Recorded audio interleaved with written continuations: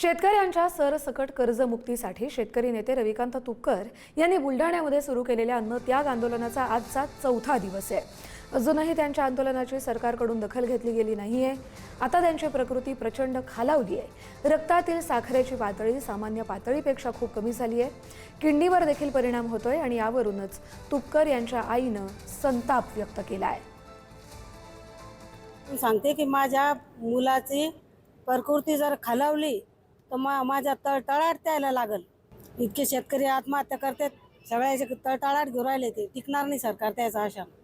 3 दिवस झाले त्यांनी 3 दिवस झाले अन्नाचं कण खाल्ला नाही। सगळे घरदार लिस्ट बी आम्ही कोणीच जेवत नाही, फक्त आम्ही सांगत नाही तर बसू। ते सत्ताधारी ना, मग सत्ताधारी पक्ष कसा असतो, सत्ताधारी मायबाप असते जनतेचे, असे उठावरले शायने होऊन बसले ते।